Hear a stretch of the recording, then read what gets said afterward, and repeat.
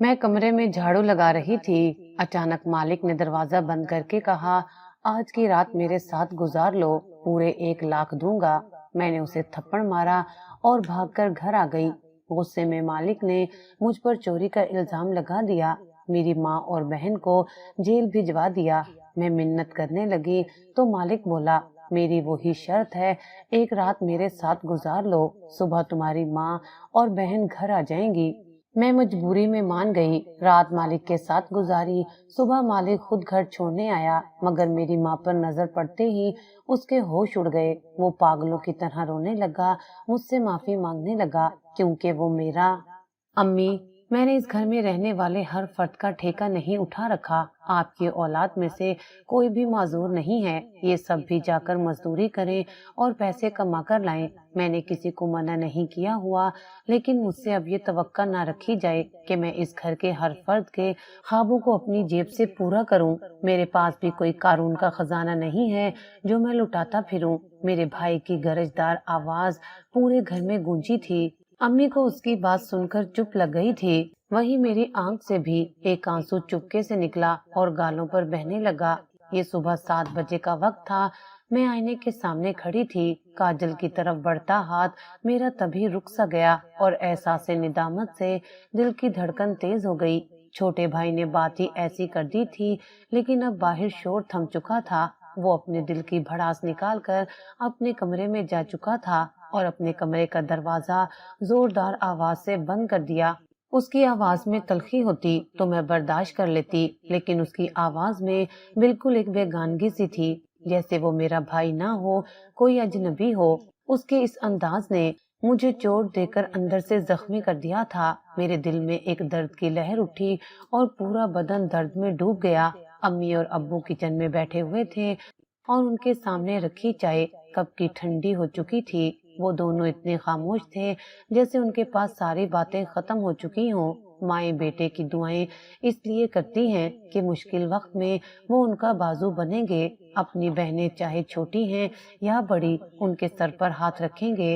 बाप जहां माली तौर पर कमजोर हुआ, वो फौरन आगे बढ़कर हालात बेहतर करने की कोशिश करेंगे। लेकिन यहाँ तो सब उलट था। अब्बू रिटायरमेंट के बाद भी नौकरी की तलाश में थे, क्योंकि पेंशन से गुजारा नहीं हो रहा था। बिजली और गैस के बिल देने के बाद जो पैसे बचते, उससे बामुश्किल 15 दिन ही गुजरते। बाकी के 15 दिन कैसे गुजारे, इस खौफनाक सोच तले न दिन गुजरता था और न रात। ऊपर से मेरी बहनों की तालीम का खर्च भी एक बोझ बनता जा रहा था। मेरा छोटा भाई जो अब शादीशुदा हो चुका था, लेकिन बरसरे रोजगार था, मगर अब घर की जिम्मेदारियों से भागने लगा था। वो बस अपनी बीवी की बातों में आ जाता, वो जो कहती वो ही करता। डर के मारे अम्मी और अब्बू उसे कुछ न कहते कि मुबादा घर ही छोड़कर ना चला जाए। अब वो अपनी खुशियों के चक्कर में हम सबको भूल चुका था और हम 5 बहनों का इकलौता भाई था, मुझसे छोटा था। मैं बहनों में सबसे बड़ी थी। अब्बू की नौकरी के दौरान ही मैंने बीए कर लिया था, लेकिन भाई मैट्रिक से आगे ना पढ़ सका और इश्क माशूकी ने उसे मजीद तबाह कर दिया। मेरी बहनों की स्कूल फीस सर पर खड़ी थी, लेकिन उसने फीस के लिए रकम अपनी बीवी के रोकने की वजह से ना दी, तो मजबूरन मुझे जॉब के लिए निकलना पड़ा। हालांकि उसकी बीवी मेरे मामू की बेटी थी और ये उन दोनों की लव मैरिज थी। अम्मी ने उसकी शादी अभी नहीं करनी थी, क्योंकि अभी तो भाई की शादी का नंबर भी नहीं था। अम्मी हमेशा से ये चाहती थी कि मैं अपनी तमाम बेटियों की शादी करके आखिर में बेटे की शादी करूंगी, लेकिन हमारी जिंदगी ने ऐसा पलटा खाया कि हम सब दंग रह गए जब भाई ने देखा कि अम्मी किसी सूरत उसकी शादी के लिए रजामंद नहीं हो रही। तो वो प्यार में इतना अंधा हो गया कि घर से भागकर उसने रिमशा से कोर्ट मैरिज कर ली और हम पर तो जैसे कयामत से टूट पड़ी। चूंकि मामू की बेटी थी, अपनी ही घर की इज्जत थी, तो न चाहते हुए भी अम्मी ने बेटे और बहू दोनों को कबूल कर लिया और यूं बात आई गई हो गई। जो ही रिमशा भाई की बीवी बनकर हमारे घर दाखिल हुई, उसके तो रंग ढंग ही बदल गए। उसने भाई पर न जाने ऐसा क्या जादू किया कि वो घर की जिम्मेदारी से जान छुड़वाने लगा। रिमशा की वजह से हमारे घर का माहौल बिल्कुल बदल कर रह गया था। उसने भाई को इतनी पट्टियां पढ़ा दी कि अब वो घर के किसी मामले में दिलचस्पी नहीं लेता था।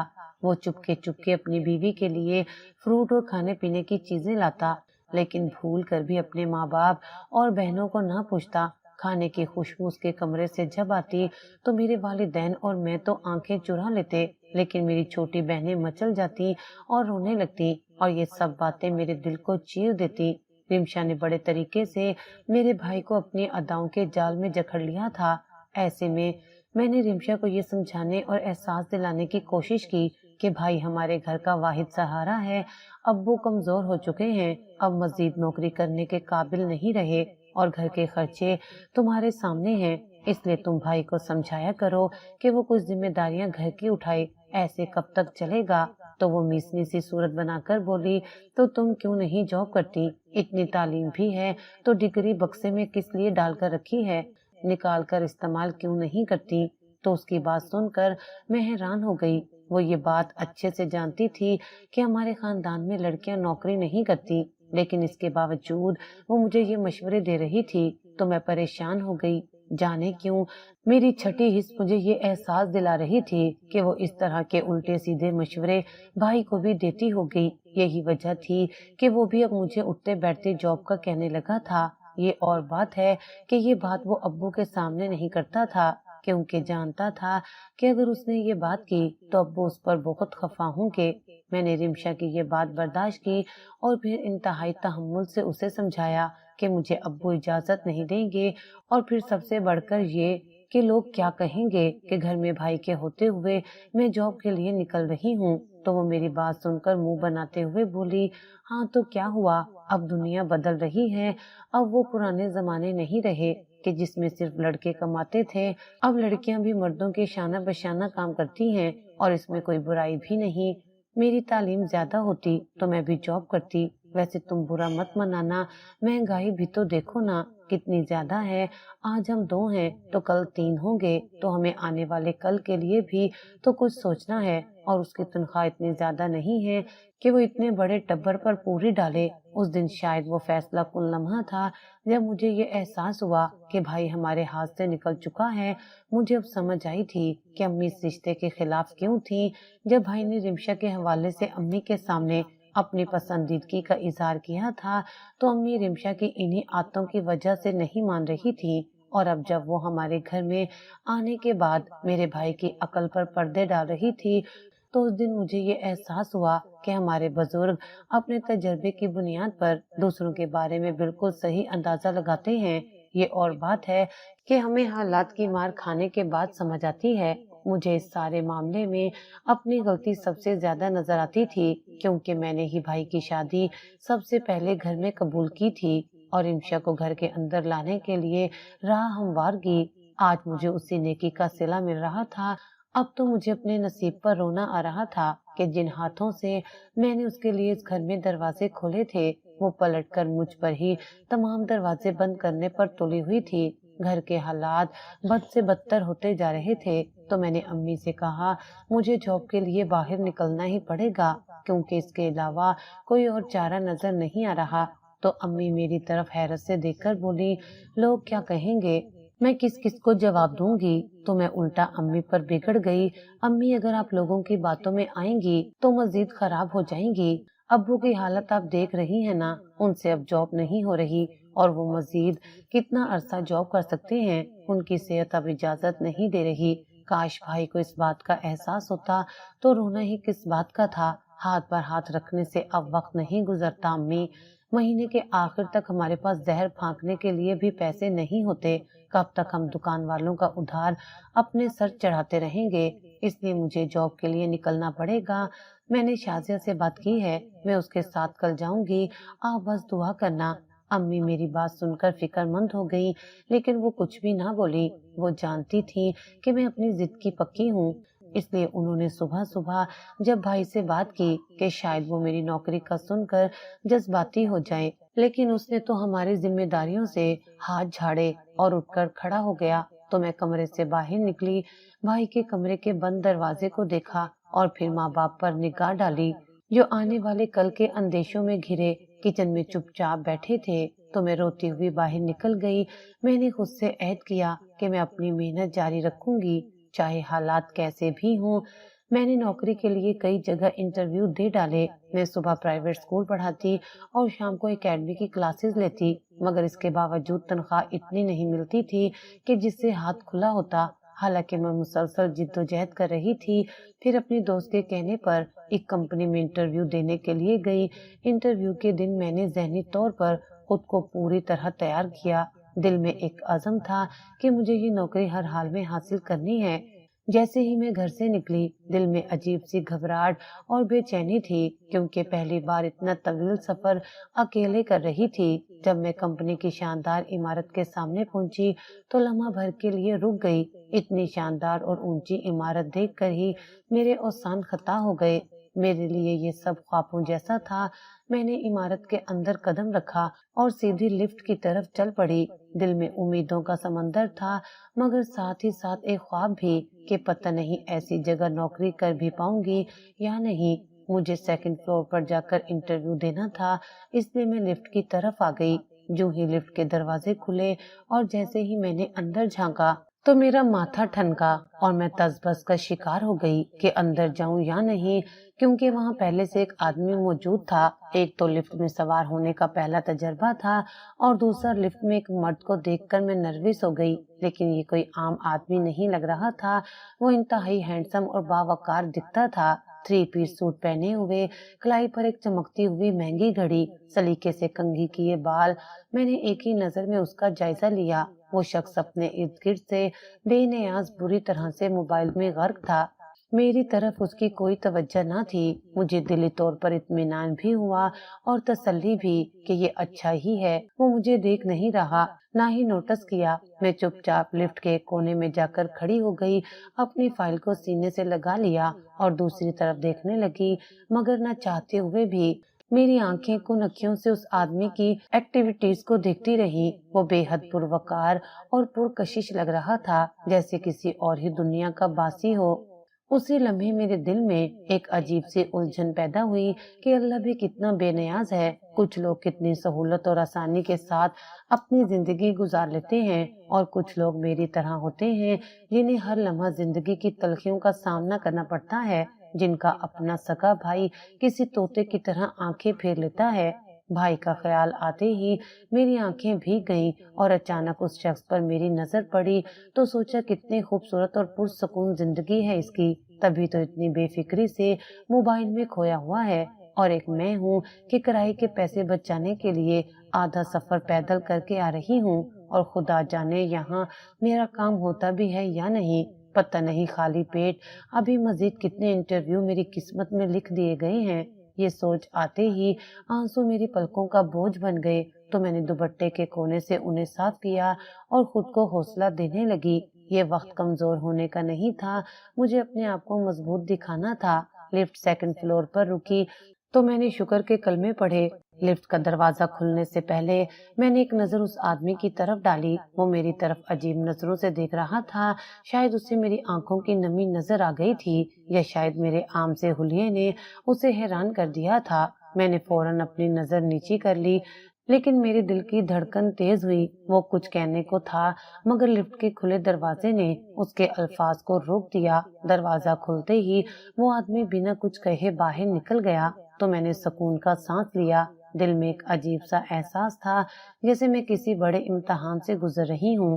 میں خود کو سنبھالتی ہوئی لفٹ سے باہر نکلی اور سیدھی ہال میں پہنچی.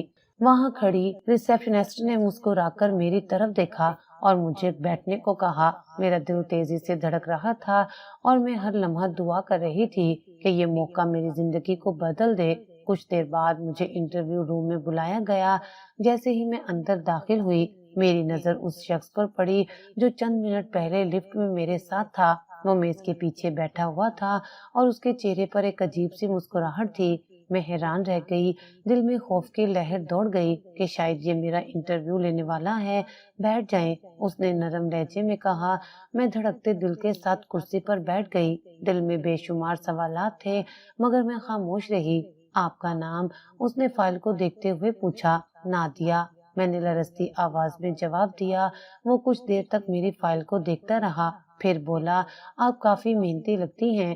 کیا اس سے پہلے آفس ورک کا کوئی تجربہ ہے یا نہیں؟ میں اس غیر متوقع سوال پر گھبرا گئی۔ مجھے ڈر تھا کہ اب شاید یہ مجھے نہیں رکھے گا، تو میں ایک دم سے بولی، آپ مجھے موقع دیں، میں ایک دم سیکھ لوں گی، آپ کو کوئی شکایت کا موقع نہیں ملے گا۔ میرے جواب پر اس نے مسکرا کر میری طرف دیکھا اور پھر ایک دم اس کے چہرے پر سنجیدگی سی آ گئی۔ آپ کیوں یہ نوکری چاہتی ہیں؟ اس نے تجسس بھرے لہجے میں مجھ سے سوال پوچھا اور گہری نظروں سے میری طرف دیکھنے لگا۔ میں اپنے گھر کے حالات کی وجہ سے یہ نوکری کرنا چاہ رہی ہوں۔ ابو کی معمولی سی پینشن ہے، امی بیمار رہتی ہیں، بہنیں پڑھتی ہیں، تو اس لیے نوکری کرنا میرے لیے بہت ضروری ہو گیا ہے۔ آپ کا کوئی بھائی نہیں ہے؟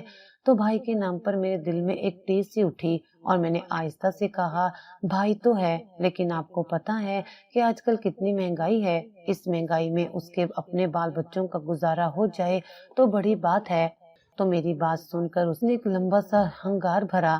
دیکھیں، میں آپ کو جاب دینے سے پہلے کام کی نوعیت بتانا چاہتا ہوں کہ کبھی کبھار ہمارے آفس کی میٹنگز آفس سے باہر بھی ہوتی ہیں، تو چونکہ آپ کی نوکری کی نوعیت میری پرسنل سیکرٹری کی ہے، تو اس سلسلے میں آپ کو وہاں جانا پڑے گا جہاں میں آپ کو کہوں گا۔ اس میں دیر سویر بھی ہو جاتی ہے، تو اگر آپ کو یہ سب منظور ہے تو آپ ہمیں کل سے جوائن کر سکتی ہیں، اور اگر نہیں تو آپ ابھی سے یہ بات ہمیں کلیئر کریں، کیونکہ جب آپ ہمارے پاس جاب شروع کر دیں گی تو اس دوران اگر آپ نے ہمیں آنے جانے کے سلسلے میں نہ کی تو ہمارے لیے بہت مشکل بن جائے گی۔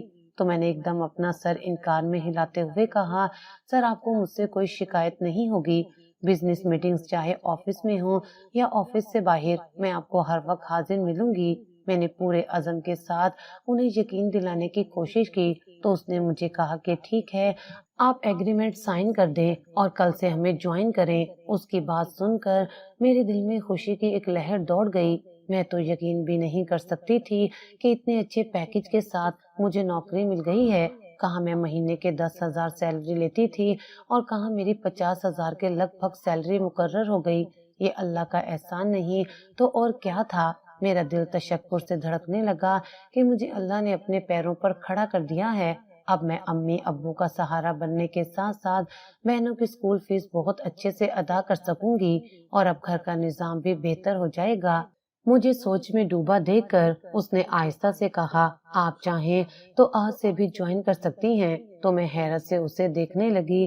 کیا واقعی؟ میں نے بے یقینی سے پوچھا۔ جی ہاں، اگر چاہیں تو آپ یہ جاب ابھی سے کر سکتی ہیں، اس نے مسکرا کر کہا۔ تو میری آنکھوں میں خوشی کے آنسو چمکنے لگے۔ میں نے اس کا شکریہ ادا کیا اور آج سے ہی کام کرنے کی حامی بھر دی۔ خوش قسمتی سے مجھے نوکری مل گئی تھی، اس لیے میں نے انکار کرنا مناسب نہیں سمجھا۔ پھر میں نے آہستہ سے پوچھا کہ میں گھر اطلاع دینا چاہتی ہوں، اگر ممکن ہے۔ تو وہ میری بات پر ہلکا سا مسکرایا اور کہا، بالکل ممکن ہے، آپ میرے ساتھ آئیں۔ وہ اپنی سیٹ سے اٹھا اور اپنے آفس کے ساتھ ایک چھوٹے سے کمرے میں مجھے لے کر آیا اور کہا، آج سے یہ آپ کا آفس ہے، آپ یہاں پر بیٹھیں گی اور آپ کے ٹیبل پر فون کی سہولت موجود ہے، آپ یہاں سے اپنے والدین کو فون کر کے آگاہ کر سکتی ہیں۔ یہ بات کر کے وہ تو چلا گیا، لیکن میں نے دھڑکتے دل کے ساتھ فون اٹھایا اور ابو کو کال کر کے بتا دیا کہ میری نوکری لگ گئی ہے، میں شام 4 بجے گھر لوٹوں گی۔ تو ابو کے لہجے کی خوشی مجھے فون پر ہی محسوس ہو رہی تھی، تو میرا دل خوشی سے رونے لگا۔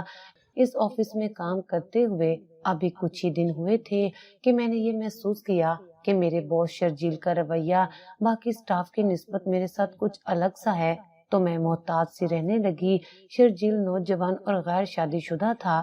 سبھی لوگ اس کے بارے میں کہتے تھے کہ وہ انتہائی سخت مزاج اور اپنے کام سے کام رکھنے والا انسان ہے اور جذباتی معاملات میں نہیں پڑتا، لیکن میں نے اسے باتوں باتوں میں شدید جذباتی دیکھا۔ شروع کے دنوں میں اس نے مجھ سے بس معمولی بات چیت کی۔ میں کمپنی میں نئی تھی، اس لیے زیادہ توقع بھی نہیں کی تھی کہ وہ میری طرف خاص توجہ دے گا، لیکن وقت کے ساتھ ساتھ میں نے محسوس کیا کہ وہ ہمہ وقت مجھے اپنی نظروں میں رکھتا۔ جس دن میں گھر کی پریشانیوں کو لے کر آفس پہنچتی، وہ ہر ممکن کوشش کرتا کہ کسی کو بھی کچھ پتہ نہ چلے۔ اس دن وہ میرے چہرے سے ہی جان لیتا کہ ضرور گھر میں کچھ نہ کچھ ہوا ہے، تو اس دن وہ مجھ پر کام کا پریشر کم کر دیتا، بلکہ اس دن وہ مجھ سے ڈائری لے کر روٹین کا تمام کام خود دیکھتا۔ تو میں بڑی حیران ہوتی، کیونکہ مجھے اسی کام کی سیلری ملتی تھی اور اکثر مجھے جلدی چھٹی دے دیتا۔ बल्कि कई बार तो ऐसा भी हुआ कि वो मुझे अपनी गाड़ी पर घर तक छोड़ने भी आया। मैं भले जितना मर्जी इनकार करती, लेकिन वो मेरी एक भी ना मानता। एक दिन मैं गाड़ी से उतर रही थी कि रिमशा ने मुझे देख लिया और उसने भाई के खूब कान भरे। यही वजह थी, रात को खाना खाते वक्त भाई ने इंतहाई जले कटे अंदाज में कहा कि वो एक कंपनी का बॉस है और तुम वहां पर एक मामूली सी सेक्रेटरी हो, तो वो तुम्हें अपनी इतनी महंगी गाड़ी में लिफ्ट देने के लिए यहाँ तक क्यों आया है। बज़ाहिर उसने मुझसे इंतहाई नॉर्मल लहजे में पूछा था, लेकिन उसका अंदाज इंतहाई जारहाना था। उसकी बात सुनकर मैंने रिमशा की तरफ देखा। ये लगाई बुझाई उसी की थी और अब ढिठाई से मेरी आंखों में आंखें डाले अजीब अंदाज में मुस्कुरा रही थी। मैं जानती थी कि उसने मेरे और भाई के दरमियान ऐसे शको शुबात पैदा कर दिए कि मैं चाहकर भी उन्हें दूर नहीं कर पाऊंगी। वो तो चाहती ये थी कि मैं नौकरी छोड़कर घर में बैठ जाऊं और किसी भिखारी की तरह उसके सामने हाथ फैलाते हुए अपनी मजबूरियों का रोना रोती रहूं। मैं उसकी प्लानिंग को अच्छे से समझ रही थी, लेकिन मैंने भी दिल में ये तहैया कर रखा था कि चाहे कुछ भी हो जाए, मैं ये नौकरी किसी सूरत पे नहीं छोड़ूंगी। लेकिन मैं ये नहीं जानती थी कि वो इंतहाई गंदे जहन की मालिक है।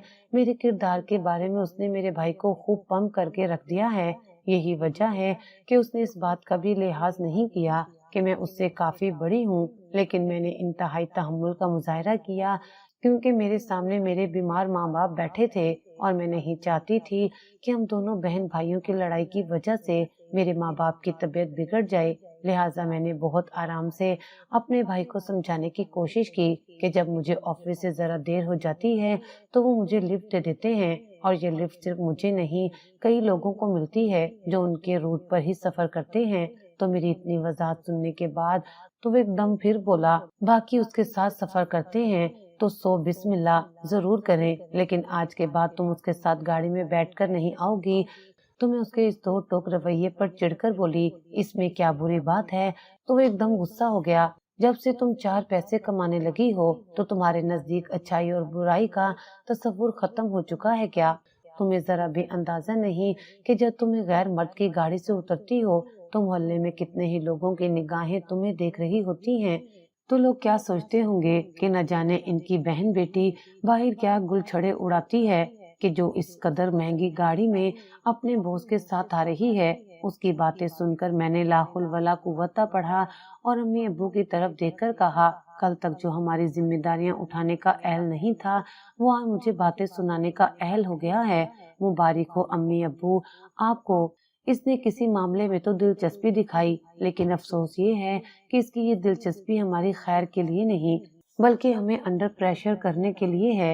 लेकिन एक बात कान खोलकर तुम दोनों मियाँ बीवी सुन लो कि अभी मेरे सर पर सरबराह की हैसियत से मेरा बाप जिंदा है, और इसके होते हुए मैं ये हक किसी को भी नहीं दूंगी कि वो मुझसे पूछ पूछ करे। ये कहकर मैं वहां से निकल आई तो मेरा भाई जोर जोर से चीखने लगा और अम्मी अब्बू को बातें सुनाने लगा कि आप लोग इसकी कमाई खाने के आदी हैं, इसलिए आपको इसका गंद नजर नहीं आ रहा। जिस दिन ये गुल खिलाएगी तो आप लोग उस दिन पछताएंगे। तो अम्मी उसकी बातों पर दहल सी गई और अब्बू उससे डांटने लगे, लेकिन मैं साथ वाले कमरे में बैठकर अपने भाई की जहनीत का मातम ही करती रह गई।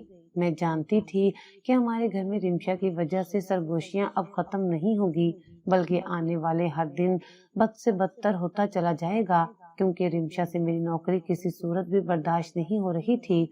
वो ये चीज बर्दाश्त ही नहीं कर पा रही थी कि मैं उसके खामद से ज्यादा कमाने लगी हूँ और अब हमारे हालात काफी बेहतर हो गए हैं।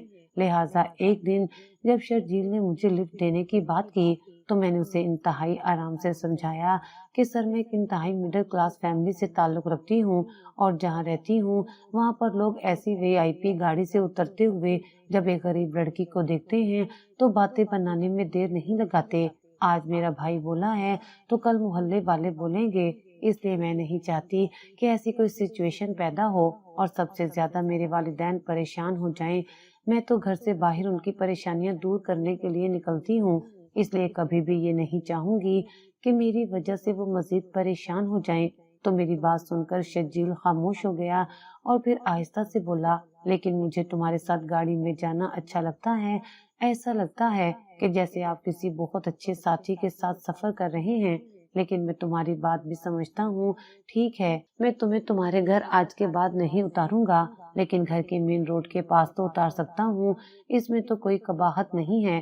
تو میں نے اس کی ضد کے آگے اپنے ہتھیار ڈال دیے، کیونکہ اندر ہی اندر میں بھی اس کے ساتھ ہی سفر کرنا چاہتی تھی. شرجیل مجھ پر توجہ دیتا تھا، اس لیے میں نے اپنی ڈریسنگ پر خاص طور پر توجہ دینی شروع کر دی. ایک دن گھر کے اخراجات کے لیے رقم نکال کر جو تھوڑی سی رقم بچی تو اس میں سے میں نے اپنے لیے 2-3 بہترین سوٹ بنوا لیے، اور اگلے دن جب میں ان میں سے ایک سوٹ پہن کر ہلکا پھلکا میک اپ کر کے آفس پہنچی تو شرجیل کی آنکھیں حیرت سے پھٹی کی پھٹی ہی رہ گئیں. وہ کافی دیر محویت سے مجھے دیکھتا ہی رہ گیا، جبکہ میں دل ہی دل میں خود کو داد دینے لگی کہ جس کے لیے میں نے اتنا اہتمام کیا تھا وہ مجھ سے کافی متاثر لگ رہا ہے. تو میری خوشی کا کوئی ٹھکانہ نہ رہا. وہ میرے قریب آیا اور پھر ہلکی سی مسکراہٹ کے ساتھ بولا، آج بہت اچھی لگ رہی ہیں آپ، یہ آسمانی رنگ آپ پر جچتا ہے. تو میں اس کی اتنی تعریف سن کر شرما سی گئی. حالانکہ شرجیل کو تعریف کرنے کی عادت نہیں تھی. میرے ساتھ 2-3 لڑکیاں اور بھی کام کرتی تھی جن کا ڈریسنگ سینس مجھ سے کافی اچھا تھا اور وہ کافی ماڈرن تھی، لیکن شرجیل نے کبھی بھی ان کی طرف آنکھ بھر کر بھی نہیں دیکھا تھا. سیکرٹری ہونے کے ناطے میرا چونکہ زیادہ وقت شرجیل کے ساتھ ہی گزرتا تھا، اس لیے مجھے اس کی بہت ساری عادات کے بارے میں پتہ چل گیا تھا. ایک دن جب مجھے آفس میں ایک مشکل پروجیکٹ ملا، میں نے کافی محنت کی لیکن کچھ مسائل درپیش تھے جنہیں حل کرنا میرے لیے مشکل ہو رہا تھا. میں کافی پریشان تھی اور سوچ رہی تھی کہ کیا کروں. اچانک شرجیل میرے ڈیسک کے پاس آیا اور بولا، آپ اس ٹاسک کو لے کر پریشان نہ ہو، میں ہیلپ کر دوں گا آپ کی. اس کی پیشکش نے مجھے حیران کر دیا کیونکہ وہ عام طور پر اپنے عملے کے کام میں براہ راست دخل نہیں دیتا تھا. اس دن ہم نے کئی گھنٹے ایک ساتھ کام کیا اور میں نے دیکھا کہ وہ ہر موقع پر مجھے سمجھاتا اور میری مدد کرتا رہا. اس خصوصی توجہ نے میری جھجک ختم کر دی. میرے اور شرجیل کے درمیان اب دوستانہ تعلق سا بننے لگا. وہ دفتر کے باقی لوگوں سے بات کم کرتا لیکن مجھ سے وہ لمبی بات چیت کرنے لگا تھا جس میں آفس ورک سے متعلق کم بات ہوتی اور میرے شوق، میری دلچسپیاں اور میری زندگی کے بارے میں سوال زیادہ ہوتے. اس کے انداز سے لگتا تھا جیسے وہ میری زندگی کو جاننے میں دلچسپی رکھتا ہے، تو میں بھی کھل کر اس گفتگو کو انجوائے کرتی. شرجیل کی مہربانیاں دھیرے دھیرے اب بڑھنے لگی اور اس کی خصوصی توجہ اب اس حد تک پہنچ چکی تھی کہ دفتر کے دوسرے لوگ بھی نوٹس کرنے لگے تھے. کچھ لوگ مجھ سے مذاق میں کہتے، تمہیں تو باس کی خاص توجہ مل رہی ہے، کیا راز ہے؟ میں بس مسکرا دیتی اور کہتی کہ نہیں، ایسا کچھ نہیں، وہ سب کے ساتھ مہربان ہیں. لیکن سچ یہ تھا کہ اب میں بھی محسوس کرنے لگی تھی کہ شرجیل کی توجہ محض رسمی نہیں تھی، وہ میرے ساتھ وقت گزارنا چاہتا ہے. اس بات کا اندازہ مجھے اس بات سے ہوا جب ایک دن میں دفتر سے نکل رہی تھی تو شرجیل نے مجھے روک کر کہا، گھر جا رہی ہو؟ تو میں نے سر ہلا کر کہا، جی. اگر دیر سے پہنچوں تو کیا امی ابو خفا ہوتے ہیں؟ تو میں نے حیرانگی سے اس کی طرف دیکھتے ہوئے کہا، نہیں ایسی تو کوئی بات نہیں، وہ جانتے ہیں میں آفس میں ہوں، دیر سویر ہو سکتی ہے. تو وہ ایک دم مسکراتے ہوئے بولا، یہ تو اچھی بات ہے، پھر چلے کہاں؟ میں نے حیرت سے پوچھا. ہمارے آفس کے بالکل سامنے ایک نیو کیفیٹیریا کھلا ہے، تو کیوں نہ ہم آج وہاں کی کافی ٹرائی کریں، واپسی پر میں تمہیں تمہارے اسٹاپ پر چھوڑ دوں گا. تو میں نے اس کی دعوت قبول کر لی اور ہم ایک قریبی کیفے میں چلے گئے. کیفیٹیریا کا ماحول کافی خوابناک سا تھا. مجھے یہاں آ کر اپنی زندگی کی تبدیلی کافی اچھی سی لگی. یہاں میں نے کئی بے فکر کپلز کو گپ شپ کرتے دیکھا تو میرے دل میں بھی شرجیل کو لے کر ایک امنگ سی جاگی. اچانک شرجیل نے مجھے ٹوکتے ہوئے کہا، کیا دیکھ رہی ہو؟ تو میں ایک دم سے ایسے گھبرا گئی جیسے میری چوری پکڑی گئی ہو. تو وہ میری حوصلہ افزائی کرتے ہوئے بولا، تم مجھ سے اپنے دل کی ہر بات شیئر کر سکتی ہو، تم مجھے اپنا دوست سمجھو. تو اس کی بات سن کر میرے دل کی دھڑکن تیز ہو گئی کیونکہ میں جس کلاس سے تعلق رکھتی تھی وہاں لڑکے اور لڑکی کی دوستی کو انتہائی معیوب سمجھا جاتا تھا. میرے لیے تو یہی بہت بڑی بات تھی کہ میں اس کے ساتھ آج کیفیٹیریا بیٹھی تھی، جبکہ ہمارے خاندان میں تو دور دور تک ایسا سوچنا بھی محال تھا. لیکن میں یہ جانتی تھی کہ مجھے وقت کے تقاضوں کے مطابق نہ صرف چلنا ہے بلکہ ایسی باتوں کا بہت سوچ سمجھ کر جواب بھی دینا ہے. میں نہیں چاہتی تھی کہ میری کسی بات سے شرجیل مجھے دقیانوسی سمجھنے لگے. ویسے بھی میں اپنے چھوٹے چھوٹے خوابوں میں شرجیل کے رنگ بھرنے لگی تھی، اس لیے میں دھیرے سے اس کے سامنے کھل گئی اور اس سے کہا کہ میں جب بھی کھاتے پیتے گھرانے کے بے فکرے کپلز کو خوش کپیاں کرتے دیکھتی ہوں تو سوچتی ہوں کہ ان کی زندگی ہم سے کتنی مختلف ہے۔ ہم مڈل کلاسیوں کی زندگی تو 9 to 5 جاب اور گھر کے اخراجات کے گرد ہی گھومتی رہتی ہے، اس سے باہر نکل کر ہم ایسی زندگی کا تو تصور بھی نہیں کر سکتے۔ میری بات پر وہ مجھے انتہائی گہری نظروں سے دیکھتے ہوئے بولا، ایسی زندگی ہر کسی کا مقدر تو نہیں ہوتی، لیکن اگر ایسی زندگی گزارنے کا موقع ملے تو ہاتھ بڑھا کر اسے اپنا لینا چاہیے۔ میں نے نگاہ اٹھا کر شرجیل کی طرف دیکھا تو اس کے چہرے کے تاثرات محبت کے اشاروں سے لبریز تھے، تو میں نے گھبرا کر اپنی نگاہیں جھکا لی۔ میں جان چکی تھی کہ وہ مجھ سے محبت کرتا ہے اور یہ بات میرے لیے بہت ہی خوشی کی تھی۔ مجھے یوں لگ رہا تھا کہ جیسے میں ہواؤں میں اڑ رہی ہوں۔ میں نے یہ سوچ رکھا تھا کہ جس دن شرجیل مجھ سے شادی کا کہے گا تو میں فوراً ہاں کر دوں گی، اور اس کے لیے چاہے مجھے اپنے گھر والوں کی تائید حاصل ہو نہ ہو، میں انتظار نہیں کروں گی، کیونکہ میں خود بھی اب زندگی کی گاڑی اکیلے چلاتے چلاتے تھک گئی تھی اور میں دل سے چاہتی تھی کہ میری زندگی میں کوئی ایسا خوشحال آدمی آئے جو میری زندگی کی تمام محرومیوں کو خوشیوں میں بدل دے۔ میں منتظر تھی کہ کب شرجیل مجھ سے شادی کا اظہار کرے گا، اور وہ دن بہت جلد میری زندگی میں آ بھی گیا۔ ایک دن جب میں دفتر سے نکلنے والی تھی، شرجیل نے مجھے روکا اور کہا، آج رات میرے ساتھ ڈنر پر چلو، ایک خاص جگہ پر۔ یہ پہلی بار نہیں تھا کہ اس نے مجھے ڈنر کی دعوت دی ہو، لیکن اس بار اس کی باتوں میں کچھ عجیب سا تھا، کچھ ایسا جو پہلے کبھی محسوس نہیں ہوا تھا۔ میں نے سوچا شاید وہ آج اپنی محبت کا اظہار کرے گا اور میری زندگی ایک نیا رخ لے گی۔ ہم ایک خوبصورت اور مہنگے ہوٹل پہنچے جہاں شرجیل نے پہلے ہی سب کچھ ترتیب دے رکھا تھا۔ میز پر خوبصورت گلابوں کا گلدستہ تھا اور ماحول بہت رومانوی تھا۔ میرا دل تیز تیز دھڑکنے لگا اور میں سوچنے لگا کہ شاید آج وہ مجھے شادی کی پیشکش کرنے والا ہے۔ کھانے کے دوران شرجیل نے مجھ سے بہت سی باتیں کی اور باتوں باتوں میں اس بات کا اشارہ دیا کہ وہ میرے ساتھ ایک خوشگوار زندگی گزارنے کا خواہش مند ہے۔ میں دل ہی دل میں بہت خوش تھی اور یہ سوچ رہی تھی کہ شاید میری زندگی کا سب سے خوبصورت لمحہ آ رہا ہے، لیکن جیسے ہی ڈنر ختم ہوا، شرجیل نے مجھے ایک ایسی پیشکش کی جس نے میری دنیا کو پل بھر میں بدل دیا۔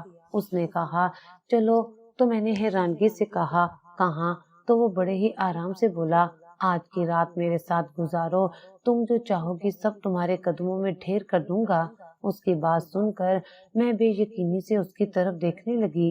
میری سانس رک گئی، میرے کانوں کو یقین نہیں آیا کہ شرجیل نے یہ بات کہی ہے۔ میں حیرت اور صدمے میں تھی، کیا یہ وہی شخص تھا جسے میں اپنی زندگی کا ساتھی سمجھنے لگی تھی؟ کیا یہ وہی شرجیل تھا جو مجھ سے محبت کے وعدے کر رہا تھا؟ میں نے فوراً اپنی کرسی سے اٹھ کر اس کے چہرے پر تھپڑ مارا۔ یہ سب بہت غیر متوقع تھا، نہ صرف اس کے لیے بلکہ میرے لیے بھی۔ میرا دل ٹوٹ چکا تھا، میری آنکھوں میں آنسو تھے اور مجھے یوں محسوس ہو رہا تھا جیسے میں کسی خواب سے جاگ چکی ہوں، ایک ایسے خواب سے جس میں صرف دھوکہ تھا۔ تم نے مجھے کیا سمجھا ہے؟ میں نے غصے سے کہا، کیا تم نے سوچا کہ میں ایک مڈل کلاس لڑکی ہوں جسے تم پیسے سے خرید سکتے ہو؟ شرجیل حیرت زدہ تھا، اسے شاید یقین نہیں آ رہا تھا کہ میں نے اسے تھپڑ مار دیا ہے۔ وہ شاید یہ سوچتا تھا کہ غریب ضرورت مند لڑکی اس کی ہر بات مان لے گی، لیکن وہ یہ نہیں جانتا تھا کہ میری عزت اور خودداری میری سب سے بڑی دولت تھی۔ میں فوراً وہاں سے نکل گئی، لیکن شرجیل کے چہرے پر ایک الجھن اور صدمہ تھا، جیسے وہ اس حقیقت کو سمجھ نہیں پا رہا تھا کہ ایک لڑکی جسے وہ ہمیشہ سے کمزور سمجھتا رہا اتنی مضبوط کیسے ہو سکتی ہے۔ میں نہیں جانتی تھی کہ اب جو آگے آنے والا ہے وہ میرے لیے کسی قیامت سے کم نہیں تھا۔ اس نے اپنی بے عزتی کا بدلہ لینے کے لیے مجھ پر جھوٹا کیس کروا دیا۔ اچانک پولیس میرے دروازے پر آئی اور مجھے گرفتار کر کے لے گئی۔ میری آنکھوں کے سامنے اندھیرا چھا گیا۔ شرجیل نے مجھ پر چوری اور دھوکہ دہی کا جھوٹا کیس دائر کر دیا تھا۔ میں بے گناہ تھی، لیکن شرجیل کی طاقت اور پیسے کے سامنے میری آواز دب گئی۔ میں ہوا سے باختہ ہو گئی، میرے پیر زمین پر نہیں تھے، جیسے پوری دنیا میرے گرد گھوم رہی ہو۔ اب میں حوالات سے جیل میں تھی۔ جیل میں قید ہونا میرے لیے کسی بھیانک خواب سے کم نہ تھا۔ میرے والدین میرے لیے بہت پریشان تھے، وہ میرے دکھ میں ٹوٹ چکے تھے۔ چھوٹا بھائی تو اپنی بیوی کی وجہ سے ہم سے پہلے ہی کنارہ کش تھا، اور اس واقعے کے بعد تو وہ مجھے ملنے کے لیے جیل بھی نہ آیا اور نہ ہی اس نے کسی قسم کی مدد کی۔ میری امی اور ابو ہی وہ واحد سہارا تھے جو اپنی جمع پونجی لگا کر میری رہائی کی کوشش کر رہے تھے، لیکن وکلا کی فیس دینا اب ان کے بس کی بات نہیں تھی۔ اس لیے میرا کیس لٹک گیا تو میں خود کو بے یارو مددگار محسوس کرنے لگی۔ سب سے زیادہ دل خراش بات یہ تھی کہ میں اپنے خاندان اور محلے میں بری طرح بدنام ہو چکی تھی۔ پولیس والے مجھے گندی نظروں سے دیکھتے اور اشارے کرتے جیسے میں واقعی مجرم ہوں۔ میرے وقار کا جنازہ نکل چکا تھا اور میں بے بسی سے سب کچھ دیکھتی جا رہی تھی۔ جیل کی اندھیری کوٹری میں جب میری برداشت ختم ہو گئی تو ایک رات میں نے روتے ہوئے تہجد میں اللہ کے سامنے دعائی لگا دی۔ میری آنکھوں سے آنسو بہ رہے تھے اور میرا دل حسبی اللہ کی تسبیح پڑھ رہا تھا۔ میں نے اللہ سے مدد کی فریاد کی کہ وہ میری بے گناہی کو ثابت کرے اور مجھے اس آزمائش سے نکالے کہ میں جائے نماز سے ابھی اٹھنے بھی نہ پائی تھی کہ ایک سپاہی نے مجھے بتایا کہ میری ملاقات آئی ہے، تو میں حیران ہو گئی۔ یہ دن اتوار کا نہیں تھا اور میرے والدین ہمیشہ اتوار کے دن ہی آتے تھے، اور چھوٹا بھائی تو سوال ہی پیدا نہیں ہوتا کہ مجھے ملنے کے لیے یہاں آتا۔ میں شدید تذبذب میں تھی کہ پھر یہ کون ہو سکتا ہے۔ خیر، میں سپاہی کے ساتھ جب ویٹنگ روم میں داخل ہوئی تو یہ دیکھ کر میرے پیروں تلے سے زمین نکل گئی کہ سامنے شرجیل ویل چیئر پر بیٹھا تھا۔ اس کا چہرہ زرد تھا اور آنکھوں میں گہری ندامت تھی۔ میں اس کی شکل بھی نہیں دیکھنا چاہتی تھی۔ میں آج اگر اس حال تک پہنچی تھی تو اس کی وجہ شرجیل تھا۔ میری آنکھیں آنسو سے بھر گئیں اور میں وہاں سے جانے کے لیے جو ہی پلٹی تو شرجیل اونچی آواز میں رونے لگا۔ میں حیرت سے پلٹی تو دیکھا وہ اپنے دونوں ہاتھوں کو جوڑ کر مجھ سے معافی مانگ رہا تھا، اور اس نے اپنے لکوہ زدہ منہ سے بامشکل الفاظ ادا کیے، مجھے معاف کر دو، میں نے تمہارے ساتھ بہت زیادتی کی ہے۔ اس کی آواز کانپ رہی تھی اور سانس بہت تیز چل رہی تھی اور اس کی آنکھوں سے آنسوں کی برسات جاری تھی۔ اس نے بتایا کہ جب سے اس نے مجھ پر جھوٹا الزام لگایا تھا وہ ایک دن بھی چین سے نہیں سو سکا۔ ضمیر کی خلش اور بے چینی نے اسے اس قدر پریشان کر دیا کہ وہ نیند کی گولیاں لینے لگا اور بالآخر ڈپریشن میں مبتلا ہو گیا، جس کا نتیجہ فالج کی صورت میں نکلا۔ اس لہجے میں ندامت ہی ندامت کھلی ہوئی تھی۔ یہ سب تمہارے ساتھ زیادتی کرنے کی وجہ سے ہوا ہے۔ میں جانتا ہوں کہ یہ میری غلطیوں کی سزا ہے اور تمہاری بد دعا مجھے لگ گئی۔ میں یہ کیس واپس لینا چاہتا ہوں، لیکن اس سے پہلے میں تم سے معافی مانگنا چاہتا ہوں۔ وہ کسی بچے کی طرح بلک بلک کر رو پڑا تو میں سکتے میں آ گئی۔ یہ اپنے وقت کا فرعون بن گیا تھا اور آج اس کی بے بسی دیکھ کر مجھے جھرجھری سی آئی۔ ایک وقت تھا جب میں اس سے محبت کرنے لگی تھی اور اب یہ شخص مجھ سے معافی کا طلبگار تھا۔ اس نے میری زندگی برباد کر دی تھی۔ میں نے سخت لہجے میں کہا، اب معافی کا فائدہ کیا؟ میری عزت کا جنازہ نکل چکا ہے، میں بدنام ہو چکی ہوں۔ اگر میں جیل سے رہا بھی ہو گئی تو میں لوگوں کو اپنی بے گناہی کا یقین کیسے دلاؤں گی؟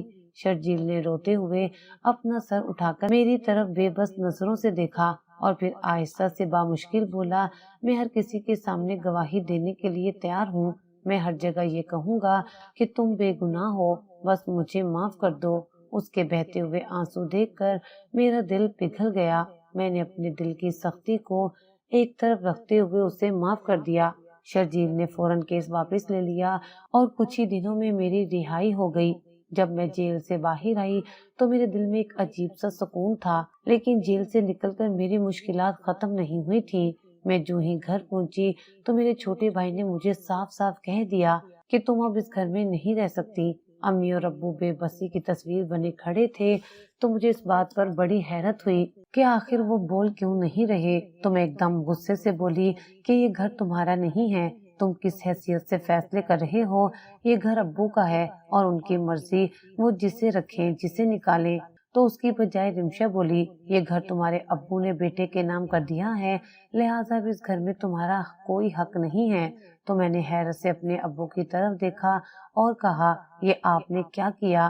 تو ابو کہنے لگے کہ میں بہت بیمار ہو گیا تھا اور تم جیل میں تھی، تمہاری رہائی کے بارے میں مجھے کوئی یقین نہیں تھا، تو اس نے مجھے کہا کہ مکان میرے نام کر دے تاکہ کل کوئی مسئلہ نہ بنے۔ تو میں صدمے سے ابو کی طرف دیکھنے لگی۔ مسئلہ تو بن چکا تھا، میں بے یار و مددگار تھی، میرے پاس نہ چھت تھی نہ پیسے، میں خالی ہاتھ اس گھر سے باہر نکل آئی۔ کچھ سمجھ نہیں آ رہی تھی کہ کدھر جاؤں، لیکن اس مشکل وقت میں شرجیل نے میرا ہاتھ تھاما۔ اس نے مجھے نہ صرف رہنے کے لیے فلیٹ دیا بلکہ اپنی کمپنی میں ایک اہم عہدے کی پیشکش بھی کی۔ میں یہ نوکری نہیں کرنا چاہتی تھی، لیکن میری مجبوری تھی، کیونکہ میرے پاس نہ ہی رہنے کے لیے کوئی چھت تھی اور نہ ہی اتنے پیسے کہ میں کرائے پر کوئی گھر لے کر باعزت زندگی گزار سکتی۔ میں بالکل ہی آسمان تلے کھڑی تھی۔ ایسے میں شرجیل کا آگے بڑھ کر میری مدد کرنا ایسے ہی تھا جیسے ڈوبتے ہوئے کو تنکے کا سہارا۔ بغیر جذبات میں آئے میں نے چپ چاپ یہ نوکری کر لی۔ اللہ کی شان دیکھیے، کچھ ہی عرصے بعد شرجیل بالکل ٹھیک ہو گیا۔ وہ اپنے قدموں پر چلتا ہوا دفتر آیا، لیکن مجھ سے نظریں نہیں ملا پا رہا تھا۔ میں چپ چاپ اپنا کام کرتی رہی کہ اچانک وہ میرے قریب آ کر بولا، اگر میں اللہ کو حاضر ناظر جان کر تم سے ایک بات کروں تو کیا تم میری بات کا یقین کرو گی؟ میں نے سر اٹھایا اور سوالیہ نظروں سے اس کی طرف دیکھنے لگی تو وہ میرے قدموں میں بیٹھ گیا اور بولا، مجھ سے شادی کرو گی؟ کاش میں اس دن تمہیں غلط نظروں سے دیکھنے کی بجائے نکاح کی پیشکش کرتا تو شاید تم اتنے کڑے امتحان سے نہ گزرتی۔ لیکن اب بھی کچھ نہیں گیا، میں اپنی اس بات کا ازالہ کرنے کے لیے تمہارے سامنے شادی کی یہ پیشکش رکھتا ہوں۔ اچھی طرح سوچ سمجھ کر فیصلہ کرنا، اور جب دل کہے مجھے بتا دینا، میں تمہارا آخری سانس تک انتظار کروں گا۔ میں یہ شادی نہیں کرنا چاہتی تھی، میرے دل میں اس کے لیے جو عزت اور محبت تھی وہ ختم ہو چکی تھی، لیکن میری زندگی کے حالات ایسے تھے کہ میرے پاس کوئی راستہ نہیں بچا تھا۔ میری والدہ اور والد نے مجھے سمجھایا کہ اگر کوئی غلطی کر کے توبہ کر لے اور اپنے گناہ کا ازالہ کرنے کی کوشش کرے تو اسے معاف کر دینا چاہیے۔ ان کی باتوں نے میرے دل کو نرم کر دیا۔ میں نے شرجیل کو معاف کر دیا اور اس سے شادی کرنے پر رضامند ہو گئی۔ آج میں شرجیل کی بیوی بن کر ایک باعزت زندگی گزار رہی ہوں۔